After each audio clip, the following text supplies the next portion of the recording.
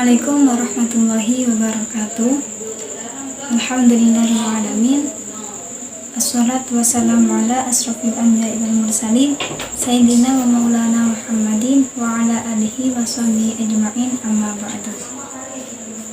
Yang terhormat kepada Bapak Ersa selaku pengampu mata kuliah Ekonomi Madura dan kepada teman-teman yang berbahagia.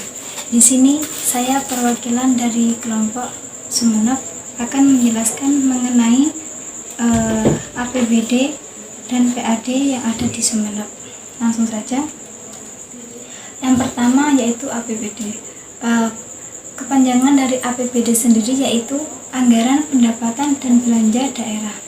Jadi APBD adalah suatu rencana keuangan tahunan pemerintah daerah yang ditetapkan berdasarkan peraturan daerah tentang anggaran pendapatan dan belanja daerah.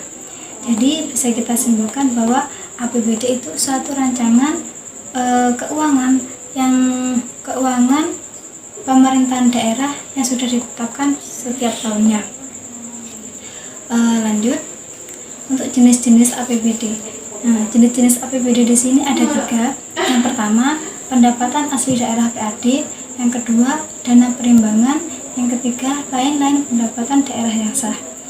Untuk pendapatan asli daerah yaitu penghasilan yang diperoleh daerah sumber-sumber dan dalam wilayah sendiri. Jadi pendapatan ini asli dari daerah atau wilayah tersebut. Lanjut untuk fungsi APBD. Nah, di sini sebenarnya fungsi APBD itu tidak hanya ada 5, namun lebih. Cuman di sini kami hanya mencantumkan 5 saja.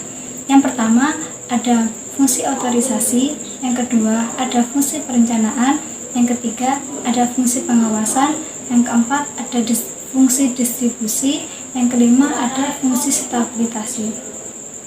Untuk fungsi otorisasi yaitu anggaran yang mana untuk dapat melaksanakan pendapatan serta belanja daerah di tahun ini.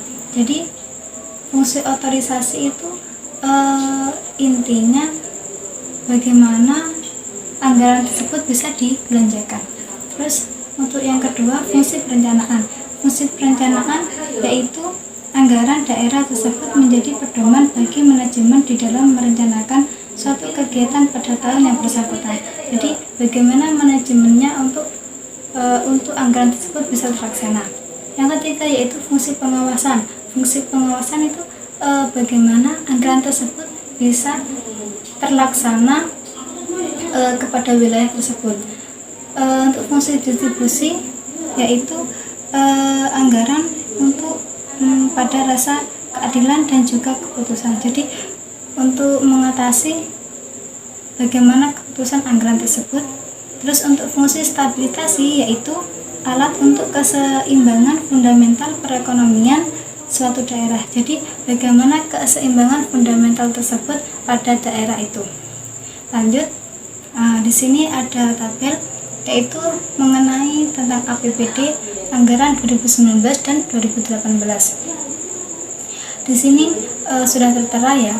Jadi untuk anggaran APBD di sini ada pendapatan daerah.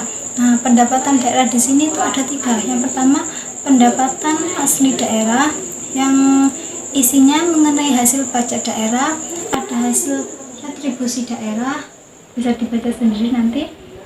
Yang kedua ada dana perimbangan.